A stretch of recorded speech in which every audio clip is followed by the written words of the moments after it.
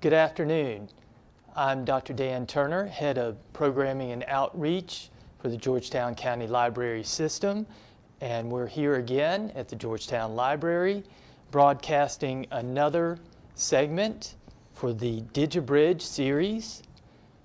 And today is our 7th presentation by local experts on Georgetown County's rich history and culture, and we've been doing this every Tuesday and Thursday at 2 p.m. Throughout July and now throughout the month of August, and we'll have one extra date on September 1st. If you miss a presentation live, all 10 DigiBridge presentations will be available on the Georgetown County, on the Georgetown County Library YouTube page. The DigiBridge series is sponsored by a bridge grant from South Carolina Humanities with funding provided by the National Endowment for the Humanities. For our Facebook Live viewers, please type any questions you have for our speaker in the comments section of our Facebook Live event. Now today we have another great local expert, historian Bud Hill. Bud Hill is the founder and Director Emeritus of the McClellanville Village Museum, a place you must visit, both the museum and the town. The museum is closed right now due to the COVID situation, but it'll be back up and running as soon as can be, and when it is, you should get down there and see it. Bud was born in McClellanville and is McClellanville's most dedicated historian, if not its most dedicated proponent. Bud Hill is McClellanville incarnate, we might say. If he doesn't know about it, it might not have happened. It's an amazing place in Bud's telling, and Bud Hill is an amazing teller. We're delighted and honored to have Bud Hill here with us today to share the groundbreaking tale of the original Indigo girl, Eliza Lucas Pinckney. And so let's welcome in Bud Hill, and I'll exit out this way, Bud. Thank you.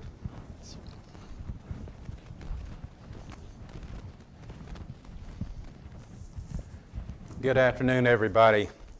I'm absolutely thrilled to be here in Georgetown to talk about a lady that means so much to me. Now, I'm an old historian, so I have studied a lot of people's lives, and it's not too many people that measure up to Eliza Lucas Pinckney. I mean, and not just in our area or the state of South Carolina, but in the nation. She was probably one of the most extraordinary and most influential women this nation has ever had. I want to start the conversation about her by asking you to do me a favor. I know a lot of you people out there listening are, you might not be as old as I am, but most people that attend and listen to these things are up in the Middle Ages and later. They love history. They've got time to study it. Well, I want you to take a couple of seconds here and think about what you were doing. What consumed your hours when you were 16 years old? Sweet 16. Eliza Lucas Pinckney was a young girl in charge of 3 plantations when she was 16 years old. Now, when I was 16, I was worried about the next baseball game I was going to play. I was worried about I got to go cut Mrs. So-and-so's grass this afternoon and make $7. I was worried about a lot of things, but I didn't have anything major that consumed my day. I had school to contend with, and that was hard enough for me. I had teachers that thought it was hard enough for them. But that's what my life was like, a 16-year-old boy with not a lot of real responsibility. Well, I'm talking about a young lady whose life was consumed by responsibility. Now, you out there thinking about your lives, some of you, I know y'all had to get up early and slop the hogs and feed the chickens and all this farm work. That's hard work. But I'm talking about people that live in the cities and in the rural areas. We didn't have that much we had to do. Mamas and daddies took care of us, and we had a pretty cushy life. Well, this young lady's life was everything but adventure. I mean, it wasn't humdrum. It was every day was adventure. She was an amazing person, and she handled all of this so well. It's unbelievable. I don't know too many people, ladies or men of today, that could actually take on the chores that her father put on her at 16 years of age. I know my daddy would have never thought about such a thing. I know it. Well, Eliza was the daughter of a colonel, a lieutenant colonel in the British Army. And he was stationed down in the little island of Antigua in the Caribbean. And the father saw that trouble was brewing. Spain wanted the island. All of those little islands down in the Leeward Islands, the little curvy trace of islands at the end of that chain of islands that includes Cuba and all of the others, they were growing sugar cane, and sugar was a great cash crop, a great commodity, and England wanted it, France wanted it, Spain wanted it, the Dutch wanted it. It was in great demand. Everybody wanted sugar. Well, her dad was down there serving in the military, and he saw trouble brewing. So at that time, his dad, John Lucas, passed away. And so Mr. Lucas, Colonel Lucas, had to make a big decision. I leave 3 plantations that I got from my father down here and go to Carolina, where he's leaving me 3 there. Well, first he had to go see the new plantations to see what it was all about. But mainly, he had to get his family out of harm's way. If you are a military man, especially if you reach the rank of colonel, there's a lot of responsibility put on you for yourself, your own actions. You have to look good in front of the people above you and below you. And he was military. He wasn't a plantation owner, or in the general sense of a man that went out every day on a horse and oversaw the happenings on his plantation. He was basically a military man, and he wanted to get his wife and kids out of there. And so when the time came, they packed up and came to America, to South Carolina. And his 2 boys were over in England being educated. He had 4 children. He had Eliza, the oldest, then he had Thomas and George, and then a little girl named Mary, which they called Polly. Well, the 2 boys were being educated in England, so they were safe. Well, Mom, Dad, little Eliza, who at this time was 12, and the little girl, who was just a 4 or 5-year-old infant, packed up and moved to a whole new world. And they come into our area. Dad had inherited a plantation up here on the Waccamaw. He inherited one that was down in the lower part of the state near Beaufort on the Combahee River. And he inherited one called Wappoo Plantation, which today is a big subdivision in the West Ashley area of Charleston. Shops and subdivisions everywhere on this property. But it was a great location to grow rice and other crops that were in great demand at that time. They came in and settled on Wappoo. They picked that one to live in because it was like 13 miles by land, or 16 or 17 miles by land to Charleston, and only 6 by water. So you had the plantation life, and you could go into Charleston, enjoy some social life and richness of Charleston, which a lot of people did. Most people that had plantations had a home in Charleston, and they eventually have one too. This was a big move for the father to pack up and leave Antigua and come into a new area. Well, it was an even bigger decision once trouble really came to Antigua. And Colonel,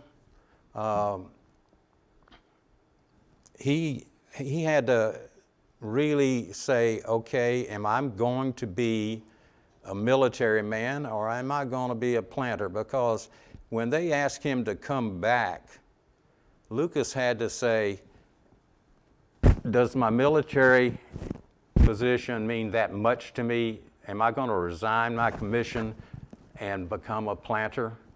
Well, he had way too much time in to think about quitting then. And he was important in Antigua. He was high in the hierarchy of the control and the day-to-day happenings of the island. And so he decides, well, I can't pack up my poor wife, she's not well. I can't pack up my 2 girls and ask them to go back down there when any day it could be a swarm of Spaniards coming down to take over this island. Y'all, Antigua in size is 170 square miles. It's smaller than Rhode Island. It's a tiny place, all those wonderful islands just in a big sweep down in the Caribbean. And you get down there where there's St. John's and Barbuda and all of those little islands, they're tiny little places. You could walk across them in a short period of time, but a lot was going on down there because of sugar. And he knew there was serious trouble coming. And I have to tell you, he decided to go back and leave his family at Wapu. And it cost him his life. He fought. He wasn't a colonel that sat behind a desk and directed men to go fight. He led them in the fight, and he lost his life down there. But he left 3 plantations in America, not to some young son to run. Young sons were being educated like young sons were done in those days.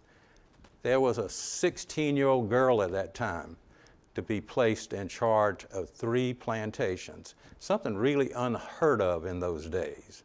Girls did not do this. They don't do it now. So he had great confidence in this young lady, and it was well placed. She was brilliant.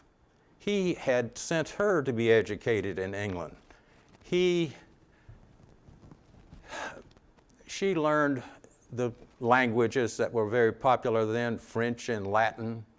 She learned all kinds of math and science. Botany was her favorite, and botany proved to be her success because she became a planter. Now, here she is with a sickly mother to take care of, a little sister to raise, and 3 plantations to supervise, and 1 to really run herself. Day on day, she was out there in the fields watching what was going on. But her greatest gift was that botany she had studied. Eliza wasn't content with what they could grow in South Carolina on her plantations and the others. Rice was the big cash crop. It was going pretty well. But she needed something else. There had to be more. And so she wanted to experiment. So her father, pretty bright fella, he kept sending her plants and seeds, seeing, will this one be accommodated in America? Will this one wither on the vine? What will happen to this process? Well, he would write her and send her seeds, and she went out to plant him. Now, this young lady planted fig trees, not 2 or 3 fig trees. I'm talking about a grove full of figs. She experimented with silk. There was great money to be made in silk. Ladies loved silk gowns. And we had trees here, mulberry trees galore. And so she put the caterpillars in there, and they wove the silk and they harvested them. It wasn't a great success. I think there ended up being about 3 or 4 dresses made from Eliza Lucas's experiments in silk. One of them, later on, when she and her husband and family go over to England, she presents to the, what did they call her? The Dowager Princess, the mother of the king, or the queen, whatever it was. But anyway, she gave her one of those dresses.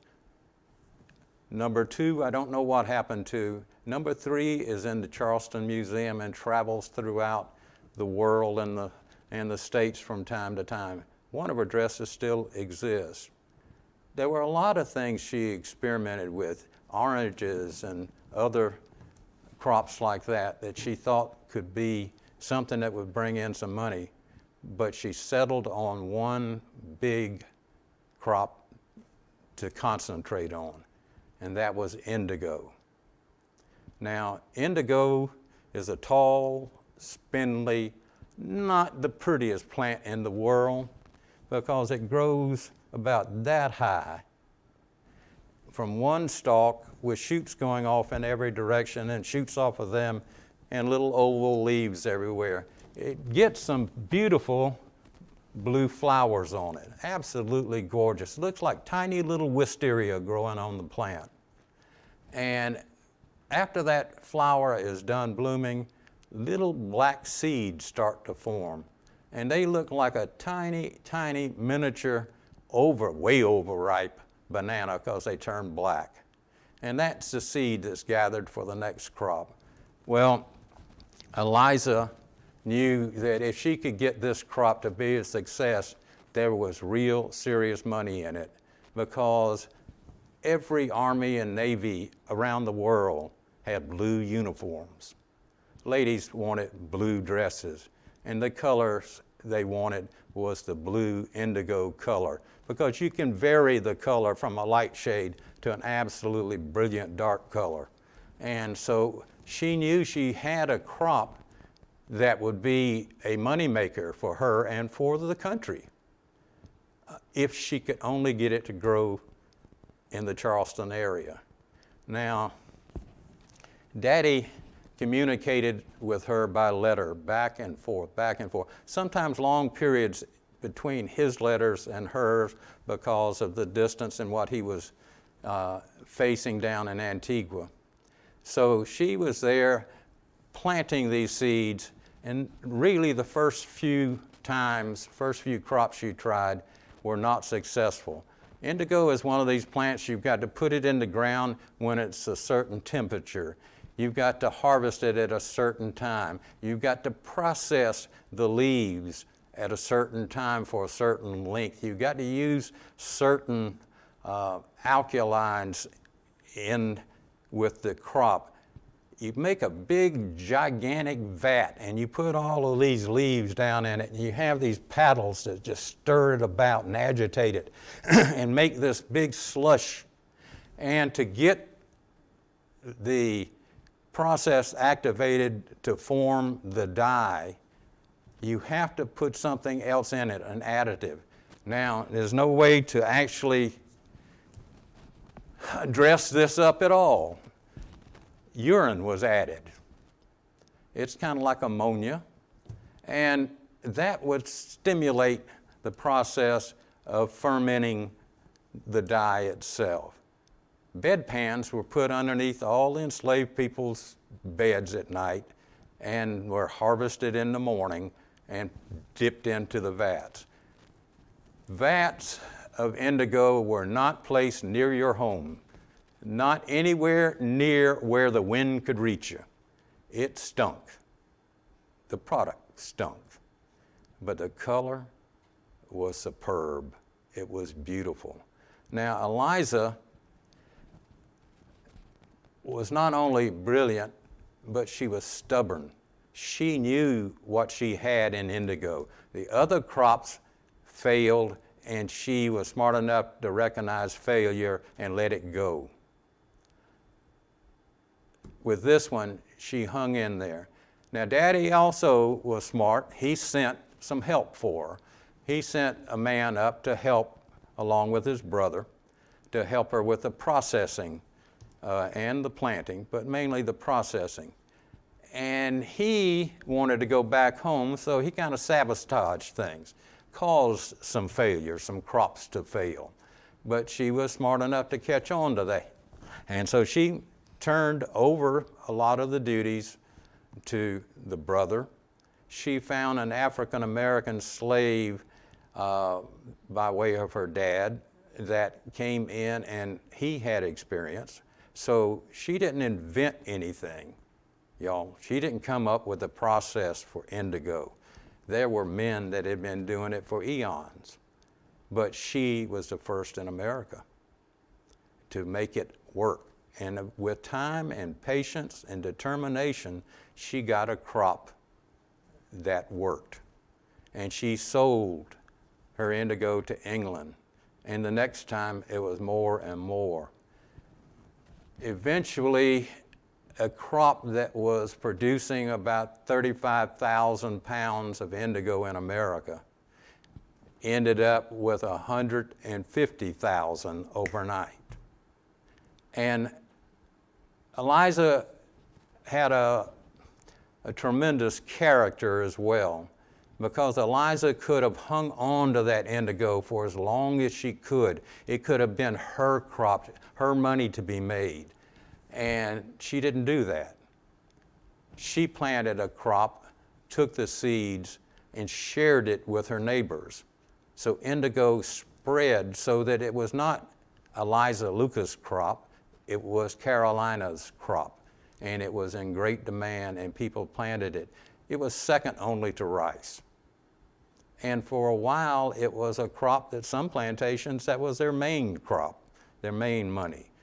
Some plantations is not suited for rice. Rice takes a lot of water. But indigo could be grown on high land. And so she experimented, her stubbornness brought the crop to market. In the process of struggling with that crop, she was a young girl there by herself. Now, Eliza was a pretty little girl, apparently, from what I have read. She was slight of figure and red hair and a pretty face. And her daddy said, she's in her teens now. She's getting a little too old. You know, they were marrying off girls at 14 and 15 years old at that time. Find a young man with a plantation next door and let's get a match made. And Daddy suggested that. He had a couple of names that he suggested to Eliza as suitable suitors. And she had no part of it. She didn't want any part of that. She could find her man herself. And I don't have any doubt that she could, because most men admire a woman that's pretty darn intelligent, especially if she's a pretty one. And suddenly, while she's planting these crops, some of the neighbors started coming over to see if they could lend a hand. And one of them was her neighbor, Charles Pinckney. Now, Mr. Pinckney was married with a family and all, but he was curious about this crop. And this young lady, this girl that was bright enough to do it on her own. And so he would come over and spend some time lending a hand, making suggestions on different crops. And this worked out fine. Well, it came a time when the father started worrying about his situation with his sick wife over there and his two daughters, and he wanted to bring them back to Antigua to be with him. And so he made the decision that they would pack up and go back to Antigua. Well, about that time, Mr. Pinckney's wife, who Eliza adored, who was her great friend and confidant, she passed away. And Mr. Pinckney said, I have just lost the woman that has kind of maintained me and kept me together for all these years, and I'm not going to lose Eliza. They had formed a great camaraderie and friendship, and perhaps some love and affection. And so he decided, I'm going to ask for her hand in marriage. And he did. And the young lady said yes. Now, this man was older than her. They got married when Eliza was 22 years old. He was like 45, 47. Now, pretty big difference. But I think because of her maturity, there wasn't that big a difference. She wasn't some giggly little girl. She was bright and sharp and demanded your attention when she spoke. So he made a good decision. Now, Mr. Pinckney was an amazing man in himself. You know that he was South Carolina's very first homegrown lawyer? Now, some of you might say, well, that isn't anything to be real proud of. You know, lawyers are lawyers. Well, I've got a good buddy who's got a descendant or an ancestor that came over on the Mayflower and settled in there. And his claim to fame is that his ancestor was the first man hung in America. Now, that's something to be proud of. That's a story to tell your grandchildren. Telling them that, hey, great-great-great-granddaddy was the first lawyer, that's not a big deal. But it really was. He was a brilliant attorney, had a great practice. He served in many capacities of government, local, state, federal. He was called on to put his name in the hat for a national position, and the little political shenanigans took it away from him. Well, after that disappointment of having someone else get in his position, the state of South Carolina created one for him, and they made him South Carolina's gentleman in London. And then they sent Mr. Pinckney and his wife and family over to England to represent the state of South Carolina, to boost sales and representation and to solve problems between Carolina and England. It was a pretty big position. It put him in touch with all of the bigwigs over in England. And it put Eliza in touch with them too, because she was there standing by his side. And so they had a good time over in England. By then they had 4 children. One passed away, a little boy didn't make it. But they had a daughter, and they had 2 boys, Thomas and Charles Coatsworth being the oldest. Now, you got to tell a little bit about these fellows. They go over and they're educated in England like everybody else. And they come back and they have great careers of their own. I could go into a whole list of magistrate positions and provosts and all of these things. But mainly, they ran for national office. They ran for vice president. One ran for president against Thomas Jefferson, and only lost because the state of South Carolina, his home state, went for Jefferson because his cousin Charles Pinckney of Mount Pleasant at Snee Farm was a great friend of Jefferson. Helped him do some of his writing. And he swung the South Carolina vote away from his own cousin to Mr. Jefferson. Now, I don't know what kind of president Mr. Pinckney would have made. I think Mr. Jefferson did a pretty good job. So things might have come out okay. But I know it was a great disappointment to Charles Pinckney and his family, and a great rift between all of these family situations because they didn't speak to each other again. Well, I can go on and on and on about this little girl, but I want to tell you about her little girl before I close. Her little girl was Harriet, and Harriet married a young man from right down the road from where I live, as a matter of fact, Mr. Daniel Hughie O'Ree. He was the owner of Hampton Plantation, later more famous for being the home of Archibald Rutledge. Well, she was the mistress of that place. Her husband had died, and she was given the honor of hosting the President of the United States, George Washington, when he made his tour of the South in 1791. Her place is one of the places that he would stop off at, have a meal, and then continue on his way. Well, at that time, Mama was living there too because Mr. Pinckney had passed away. He died of malaria, as a lot of planters did. But there is Mom and the daughter, a widow, both of them, and they're greeting the President of the United States, fixing him breakfast. That's pretty amazing. And there's the story that goes along with the Hampton situation. As Mr. Washington was leaving, there was some comment about a young oak tree that was planted, blocking part of the view of the drive into Hampton. And they said, well, we're going to cut that down. It's spoiling the view. And he said, no, leave it there. One day it'll be a grand oak tree. Don't cut it down. Well, today it's called the Washington oak because Washington saved it. And it is grand, and it is old, and it is big, and it is noticed, and it doesn't block any view. It is the view. Well, that was pretty amazing.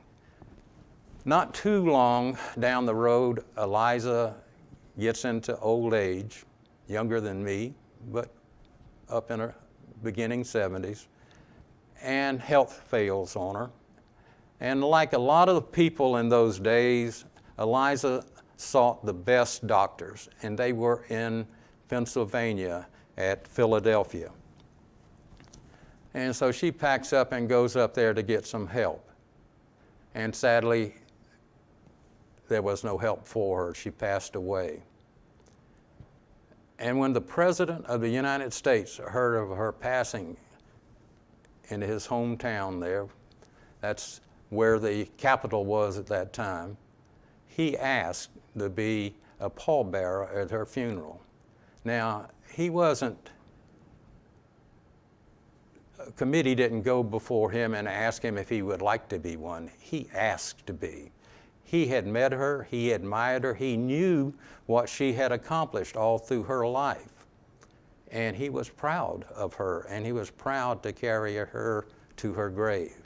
He was one of several men, and I'm sure every one of them has a great story. Maybe I need to do that research and find out who were the pallbearers for her there. Who else stepped up? Somebody's got to look into that. It might as well be me.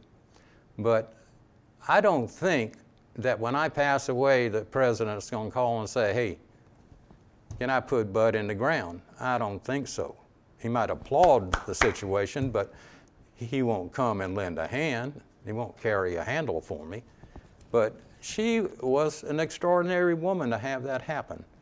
All of her life was one adventure after the other, and in most cases, great successes.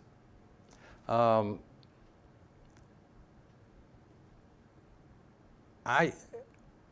know that we've had great women in America, and I know lots can be named on all kind of levels through every generation and every time frame of America's history. And I'm not going to put any up for comparison with Eliza Lucas Pinckney. But I don't know of a woman of her time frame that accomplished more than she did or made a larger contribution to her nation and to womanhood. You got to remember she was doing things that other women weren't allowed to do. A young lady learned a little French, a little Latin, learned to crochet, to knit, to weave, to please a husband, and to bring new property into the family. That's what they did. They learned to entertain pretty well too. But not Eliza. She was much more than that, and everybody that ever met her knew it. I invite you to read about Eliza Lucas Pinckney. You'll enjoy her life story. Come to the library, check out Cokie Roberts' book, Founding Mothers. One whole chapter is devoted to this young lady's life. Very short and brief, to the point, but it's excellent. And there are a lot of other books about her, and should be more. There should be movies about her. She should be celebrated and on stamps and everything. She's getting more recognition in recent years. So one day maybe she will be elevated up to that level. Do you know that she was the first woman in South Carolina to be named to the South Carolina Hall of Fame? The very first, which says a lot for her. Well, I'm going to leave you now. I might answer a few questions if Dan's got some for me. I appreciate you not falling asleep in your living rooms or wherever you are. I appreciate it very much. A lot of people fall asleep at my talks, but at least I didn't have to look at you doing it this time. And I appreciate you being here to listen to me. Do what you can to learn about this lady. I wish I knew more myself. She was amazing. Dan?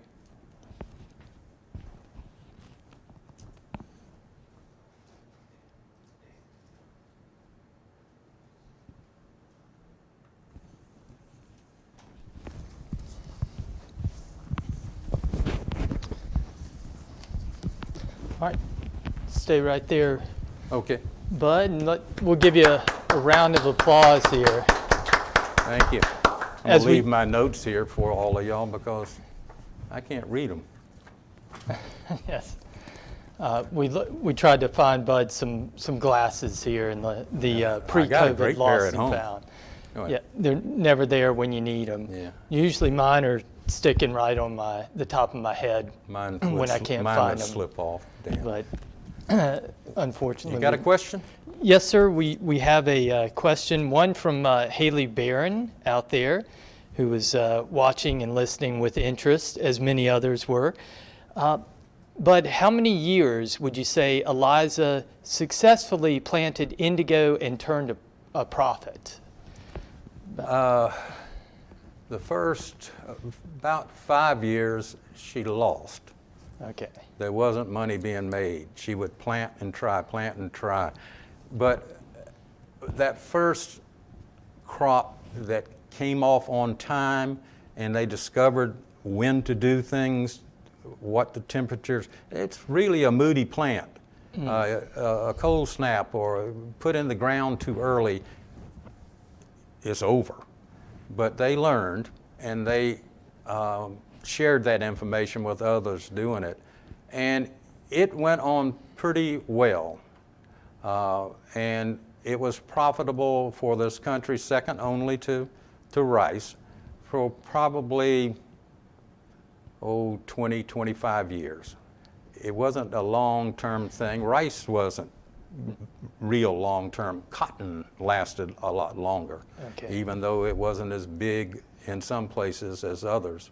But no crop is in great demand all the time. People's tastes change, and what people ate yesterday, they don't eat today, and what they need in the way of dyes and fabrics and things change. So she gave us something that was important for its time. Yeah, that's still the way of things. With you have your fads and fashions, but it was a big deal at the time. And those it was 20 a years were, huge deal. Yeah, Very few things. When they discovered rice would work in the swampy lands, they had planted rice on highlands, and it was okay. Yeah. They did okay, but they discovered through their enslaved people there that you're planting it in the wrong place. You got all this marshland along the coast, plant it here. The enslaved people on these plantations have contributed tremendous knowledge and skill to every process that went on in the colonies in those days, from making brick and laying them to building to boat building, canoe carving. They were hands-on in every situation, and in this situation as well. Those people messing with that nasty, stinky dye weren't lily white like me. They were Africans. Yeah. So, again, another side of that history that that needs to be told. Yeah. In every case, you need to tell their story along with everyone else's story to make it complete. To complete the history, unbury that side of the story, certainly. And you said, you did mention that Eliza had there was an enslaved African American who was a crucial advisor. Yeah. The father was communicating with her. She has this letter book that's been published. Eliza Pinckney, a good friend of mine who's passed away, put those letters together in a nice book some years ago. She was one of those of her descendants coming down from Thomas Pinckney of Fairfield Plantation. But anyway, when you read those letters, you see these extraordinary, well-formed letters. Every word was thought out, and every phrase was thought out, and its meaning considered before it was put on the page. And there wasn't any Xing out or marking out or no white out or deleting. It was well written and well formed, and penmanship was perfect. She wrote her father explaining what was going on the property, what the problems were. He would write her back with suggestions. Now, she had Pinckney and a couple other neighbors personally helping her solve these problems. But the communications between her father and herself, and between her and other people, between her and her friends about social life and all, if you don't read that as an historian or as a history buff, you have missed out on one of the wonderful things of life, because this woman expressed herself better than any president's letters I've ever read. And to the point, and without embarrassment or without apology, she said what was on her mind, and said it beautifully. It's amazing because, maybe 30 years ago or so, maybe even sooner, that would not have been considered the stuff of history. It wasn't official history. Yes. And now that's changed over, but that's really how you get to know history. That's a different kind. A lot of old trunks and cardboard boxes and garages and attics and all that contain roach-eaten letters corresponding between this relative and that relative. And when someone passes away, it goes to the dump. But on those pages are little glimpses of that person's time in life and the circumstances surrounding them, their part they played in their community, in their own families' lives, and in some cases, people who made a mark. It's the only record they leave behind. Today we're going to do all this stuff, and it's out there somewhere, I know, and maybe it's going to be a better situation, but those old scrappy pieces of paper need to be pressed out, scanned, and sent to museums and archives around the nation. They don't need to be thrown in the trash. Saving her letters was one of the great treasures this country has. I wish they could have gotten them all. Some are, there's some blank spots. But I read them, I don't know how many. I did it again last night until the wee hours of the morning. Reading through there, I couldn't put it down because I wanted to know, what's this child going to do next? And we do have a wonderful digital collection right here at the Georgetown County Library. And, yes, you do. And Julie Warren. You have one to be very, very proud of Yes. here. I love to just go through the photographs myself. Some of them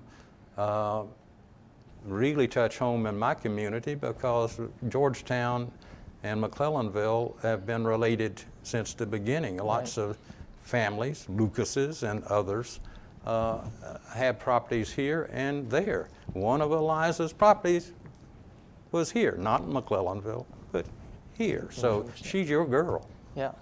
And somebody to be proud of. Well, There ought to be monuments to her everywhere. And buildings named after her. so, and this is, and we say that kind of recording these narrative personal histories, these stories that really are history. They show us how history was lived actually, and that's so important to pay attention to that. And especially someone like this who could really put it all together in her writing, and she wasn't your average bear putting these things together. By a long shot, she wasn't the average person she was at all. amazing. The average person didn't have her education, wasn't offered her education. So they were signing with X's and unable to write those letters. But people in her station didn't write her letters. She was something She was up and above. so extraordinary. I keep using that word, but she was one of a kind. She had some friends that she communicated with that wrote a pretty good, sharp letter back, and the conversation was amazing, but they still didn't touch her. Yeah. And she could describe her situation better than anybody I've ever read. And I never sensed any bitterness in her letters where she was upset because something had happened to her or her family. She had regrets. She wished she had done more. She wished that she had been closer. She wished she had been there when this person passed and that sort of thing. But people had trouble traveling and getting around and all, so you couldn't be everywhere. But when she put it on a piece of paper, your heart is tugged at, and tears come to your eyes in some cases because you sympathize with this girl, with what she's going through and the loss she's feeling. It's amazing. Yeah. Yeah, so an inspiring figure in life and in her words, for sure. Yeah, so, and took that knowledge and that learning that she got, but what she did with it was amazing. Yes. Beyond the normal. So she really is, and this has been a common theme. This is now our 7th out of 10 presentations, but Georgetown County, how deep this history is and how widespread that, she major figure, little, it's a small place on the map when you think about it, but how Georgetown is perhaps a small place on the map, but in South Carolina it's one of the big communities with the rich, long heritage, and a great one because it's a port. Things happen in ports, and that's the reason Charleston is so great. Well, Georgetown was right up there with it. Yeah. And the people that inhabited this town were people that chose to live here, but they also chose to have an effect on the state and the nation. They weren't satisfied with reaching out into the community. They were great leaders that came out of this town. Very few women on this level. Yeah. But a great number of men, leaders of big name families that were here over the years, have made great marks in this country. There are encyclopedias full of people that came from Georgetown who made a great mark. And it's something for the people of Georgetown to be proud of. Now, how do I say this nicely? I don't. Georgetown gets a bad rap because sometimes the first things you see are a steel mill and a paper plant, and they think that's Georgetown. And they drive on through on 17 and go about their way. And the only thing they remember is in the old days, there was a lot of smoke and stink. If you take time to get off of 17 and go into the town of Georgetown, into the old area, there isn't a prettier town in America. Yep. There is not. Charleston and this one rival one another for beauty as far as I'm concerned. And the people that lived in these beautiful homes were movers and shakers in South Carolina and in the nation. And people need to get off that highway and drive on in here and find out. They need to come here. They need to go to your museum, which is wonderful, and learn about this place and its people. We often put great stock in this was the so-and-so building, this church was built in such and such a year. But we need to start talking about this was a home of a Lucas, this was a home of a Dupree, this was whoever, family, and then tell people who they were and what they did. And talks like this are really important because it reaches to people, and in particular, with this kind of a format, it's reaching people that are newcomers to the area. We all think that our history is known by everybody. They all know what happened here. They don't. No. And it takes a long time for them to reach out and ask the questions and absorb the history. And I was real pleased the last time I spoke. I talked and kidded with people from other places, that god awful place, Ohio and Pennsylvania and all. Well, they've been coming to us since the beginning of the state. I told them that half the state was founded by Pennsylvanians, and nobody knows that. Yes. Well, now we've got a lot of newcomers coming in, and we also have another thing that's happening. Young families are moving into places like McClellanville, but they're also moving in here too, because they like the community they see. And it is a community, it's not a town. That's right. This is a community. This is where people live and relate to one another on a day-to-day basis. And they want to know about their community and who was here and who's here now. And something like this gets the word out that we had one amazing lady that lived here. Let me tell you her story, or this man, or whatever. Events in the news, you got to know about those, the big battles and the wars and the horrible things that happened. But the individuals made America, and still do. Well, and what you said about Georgetown, you got it in there as well. But McClellanville too. That when people stop in off 17, everybody it's a thinks beautiful little place. They always say, "Oh, what a quaint little village." Well, it is, and I hope it always stays that way. It's not going to be easy to keep it that way. But we've been a village of people that know each other, love each other, care for each other, and on most days actually speak to one another and say hello and wave at one another when we drive by. And we've had some great folks that lived here in McClellanville and around the surrounding area, out in the woods, farmers, turpentiners, fishermen, all kinds of people have contributed to the history of our place. We're a hodgepodge of what happened along the coast here.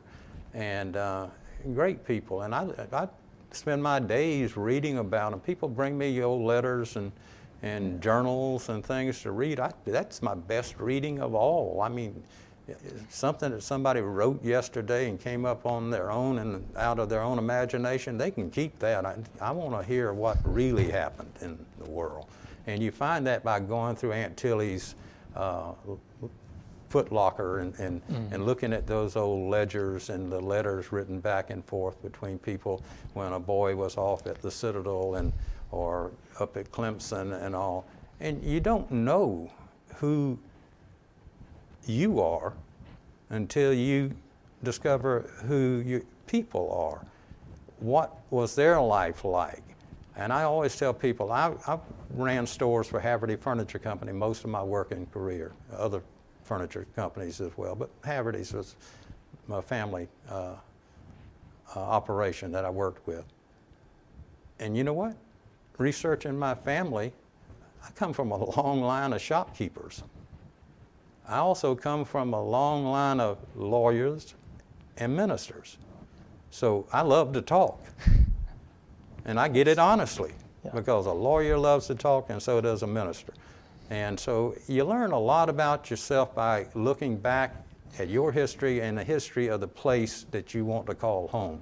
And if you want to live somewhere, you owe it to yourself to find out about the place you have chosen. Not just, ain't it pretty? Or isn't this a nice home at a good price? You need to find out what really drew you to Georgetown or McClellanville.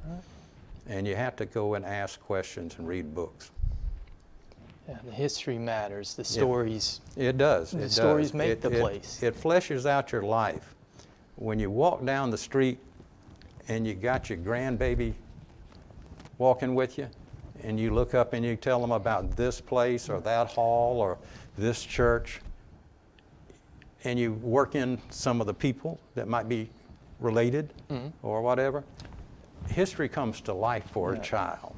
And there's nothing that gives me greater pleasure in this world than when I get a grandparent or two with their little ones tagging along behind them, and they turn them over to Mr. Bud.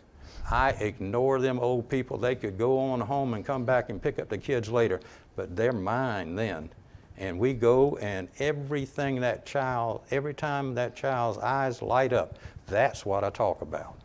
I don't tell them some pat story of history. I only focus on what that child lights up about and what interests them.